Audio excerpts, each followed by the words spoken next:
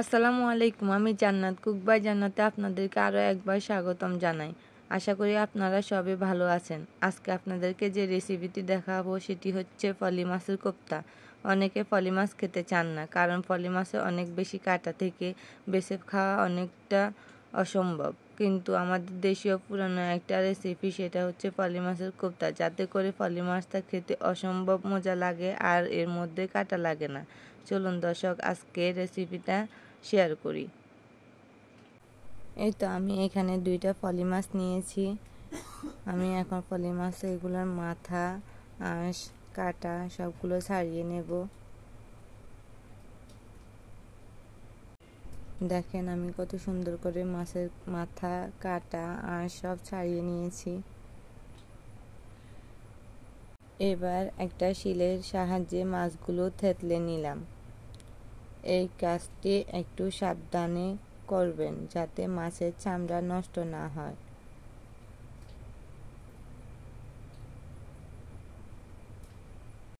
এখন সেমভাবে সবগুলো মাছে ছাড়িয়ে নিলাম।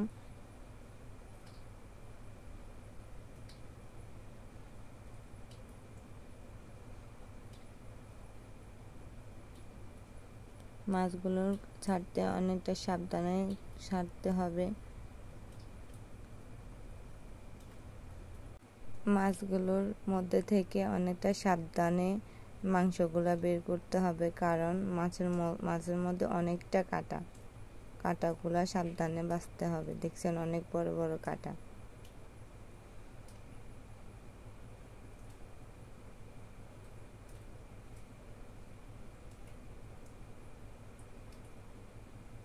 এখন একটা ছুরির সাহায্যে মাছগুলো চামড়া থেকে অনেকটা মাংস বের করে নিচ্ছি।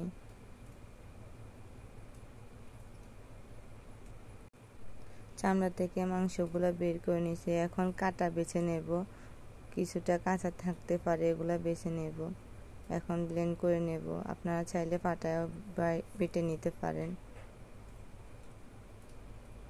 এখানে পেঁয়াজ কুচি, কাঁচামরিচ কুচি দিয়ে দিলাম স্বাদ মতো, আবারও ব্লেন্ড করে নিলাম। এখন আমি লবণ স্বাদ মতো দিয়ে দিচ্ছি।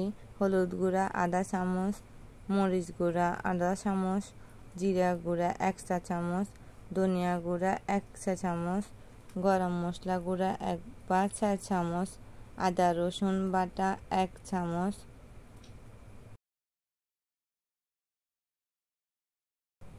এখন ওইগুলারে অনেক কিছুক্ষণ ম্যাশ করে নেব। ম্যাশ করার পরে কিছুটা ধনিয়া পাতা দিয়ে দেব।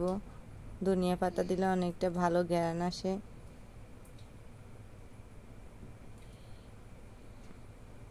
তারপর ফলি মাছের চামড়াতে সামান্য লবণ, হলুদ, মরিচ মেখে নিলাম।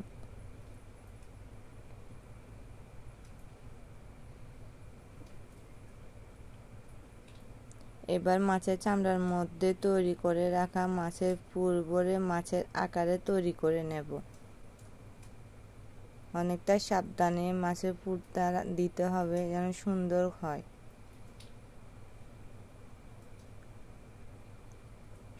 এই তো মাছের আকারে তৈরি করা হয়েছে। দেখেন অনেকটা সুন্দর হয়েছে। এরপর একটা প্যানে পরিমাণ মতো তেল দিয়ে দেব। তারপর তেলটা হালকা গরম করার পর মাছগুলো দিয়ে দেব। চুলার আঁচ লো টু মিডিয়ামে দিয়ে মাছগুলো ভেজে নিতে হবে। মাছগুলো অল্প আঁচে ভাজলে মাছের ভিতরটা ভালোভাবে হবে। মাছগুলো একটু একটু করে ভাজতে হবে, যেন ভিতরটা ভালোভাবে হয়। তারপর এপিঠ ওপিঠ উল্টিয়ে পাল্টিয়ে সোনালি রঙের করে ভেজে নিব। একটা টুথপিক দিয়ে দেখবেন ভিতরটা হয়েছে কিনা। এখন এটা তেল থেকে তুলে নিয়ে নিব। আপনারা যে যেরকম সাইজে কেটে নিতে চান কেটে নিতে পারেন। এখন এই কোপ্তাটা খাওয়ার 2 ধরনের পদ্ধতি আছে। অনেকে ঠিক এই বাজারটা খেতে চায়। আমার কাছেও যেমন এই বাজারটা খেতে ভালো লাগে, একদম কাবাবের মতো লাগে। এবার অনেকে এই কোপ্তাকে মাছ কারি যেভাবে রান্না করে এভাবে রান্না করে খেতে পারে। আশা করি আপনাদের এই রেসিপিটা অনেক সহজ লেগেছে। আমার এই রেসিপিটা যদি ভালো লাগে তাহলে একটা লাইক দিবেন, আর যদি কোনো প্রশ্ন থাকে তাহলে কমেন্টে জানাবেন, আর আমার চ্যানেলটা সাবস্ক্রাইব করতে ভুলবেন না। আজ এ পর্যন্ত। আশা করি সবাই ভালো থাকবেন। আল্লাহ হাফেজ। আসসালামু আলাইকুম।